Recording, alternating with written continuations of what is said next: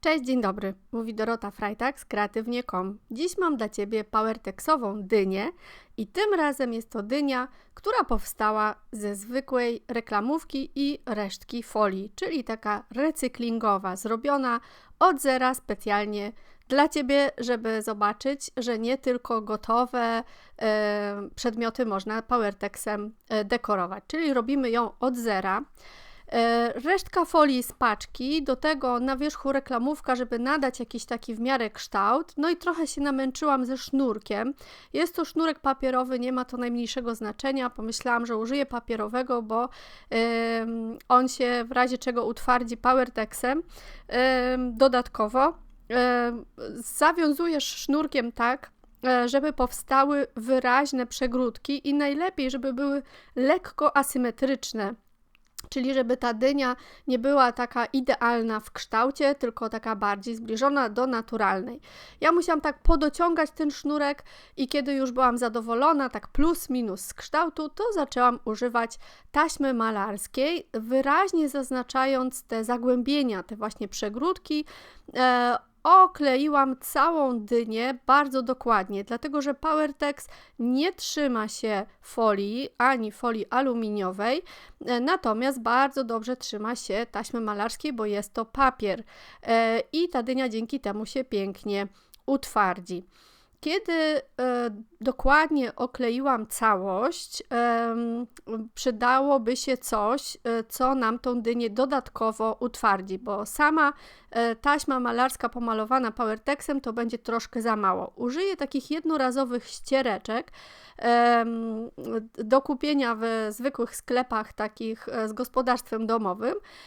Pocięłam je sobie na kwadraty i użyję powertexu w kolorze zielonym. To jest chyba jeden z moich ulubionych kolorów, zwłaszcza jakoś tak jesienią i zimą mi się uruchamia chęć na pracę z tym kolorem zielonym i każdą ściereczkę moczę dokładnie w tym zielonym powertexie i okładam całą moją dynię, dopasowując do jej kształtu, zaznaczając te właśnie zagłębienia, tak żeby mi się ta dynia utwardziła. Myślę, że teraz z tej perspektywy, jak ona już jest zrobiona, że dałabym dwie warstwy, żeby ten kształt był jeszcze bardziej twardy, jakby pod masą, której użyję, także można swobodnie dać dwie warstwy tych ściereczek. Może to być też stary t-shirt, nawet może być w kolorze, nie ma problemu. I na samej górze dyni to zawiązanie reklamówki też jakby za pomocą tych ściereczek owijam, żeby powstał mi lekki cypelek, na którym później umieszczę, jak to powiedzieć, pręcik, o tak go nazwijmy. I dopasowuję też te ściereczki, one potrafią się wręcz rozpadać, są tak delikatne, że czasami zrobią się dziury, tym się nie trzeba przejmować, dopasowuję, one się świetnie właśnie dopasowują do kształtu, bo są bardzo cienkie i w miarę gładkie. Zużyłam na to tak naprawdę bardzo niewiele powertexu i dno tej dyni, czyli ten spód, jeszcze dodatkowo utwardziłam powertexem, dodałam tego powertexu tak, żeby był dodatkowo twardy, żeby ta folia, która jest w środku, a jest miękka, miała szansę uzyskać stabilny kształt. Wszystko to robię na folii bąbelkowej, po to, żeby mi się ta moja dynia nie przykleiła do stołu. No i kiedy wyschnie, widać, że kolor zielony jest już znacznie ciemniejszy, to jest następnego dnia, robię sobie masę Stone Art, ale taką nietypową.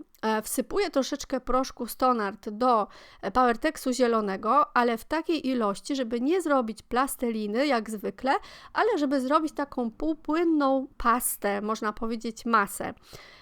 I taką masę nakładam delikatnie szpachelką na każdą część mojej dyni, tak na razie zupełnie z grubsza, a dopiero później będę ją dodatkowo wygładzać za pomocą pędzla. Ta masa Stone Art to jest moje odkrycie tego sezonu dzięki warsztatom instruktorskim. Taka rzadsza masa daje bardzo, bardzo fajną strukturę zwłaszcza przy kolorowaniu ona będzie widoczna i bardzo wygodnie się z nią pracuje i w tym projekcie ona mi mocno ustabilizuje tą dynię w tym sensie, że ta folia, która jest wewnątrz i nie jest twarda, mi się bardzo ładnie usztywni. Na sam koniec, na górze dyni daję jeszcze sam płynny PowerTex, dlatego że będę pracowała z kuleczkami i chciałabym, żeby miały się do czego przykleić, czyli jeszcze sobie wlewam resztki tego płynnego PowerTexu i zaczynam posypywać kuleczkami. Zaczynam od takich grubych, dużych kuleczek, potem średnie bądź małe i na koniec takie drobniutkie, jak prawie że kaszka manna. Posypuję tymi kuleczkami, starając się, żeby ta moja dynia, podobnie jak te dynie ozdobne, które mamy okazję o tej porze roku oglądać, żeby ona miała taki bardziej naturalny, organiczny kształt. No i zaczynam zabawę z pigmentami w płynie, ale również z patyną Bister.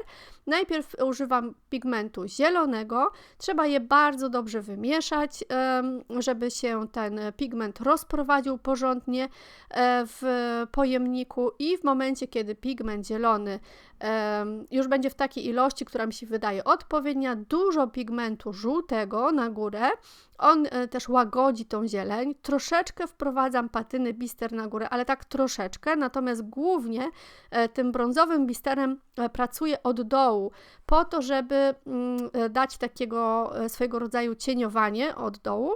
No i teraz na koniec bardzo ważny pigment, bo biały i ten biały daje taki ciekawy pastelowy efekt. Na koniec lekka masa modelarska, może być też masa Stone Art, tylko bardziej gęsta. Za pomocą PowerTexu zielonego przyklejam ten mój cypelek do tego, co mi wystawało z tej dyni, do tej tkaniny jeszcze, do ściereczki, a następnie za pomocą szpachelki robię takie jakby nacięcia, które dadzą taki naturalny bardziej wygląd. No i leciutko przekręcam ten mój słupek, żeby wyglądał jak najbardziej zbliżenie do tego, co jest na prawdziwej dyni. Wszystko utwardzam za pomocą zielonego PowerTexu i czekam, aż wyschnie i się utwardzi. Kiedy wszystko jest suche, znowu czekałam 1 dzień, kiedy wszystko jest suche, kuleczki już się przykleiły, trzymają się bardzo stabilnie, biorę lakier Easy Varnish i biały pigment i mój ulubiony pędzel Standarino, który mi służy właśnie do cieniowania. Moczę pędzel leciutko w lakierze, a następnie zanurzam w pigmencie i tworzę taką suchą farbę, można by powiedzieć, suchym pędzlem za pomocą tego białego pigmentu. Jeszcze wszystko sobie leciutko wybielam tak, żeby wydobyć struktury ciekawe, które stworzyły mi się na tej dyni. Staram się z tym białym nie przesadzić, to naprawdę jest takie pudrowanie. Głównie skupiam się na tych kuleczkach i na tym cypelku na koniec, tak żeby ta cała dynia mi się po prostu, można powiedzieć, zintegrowała.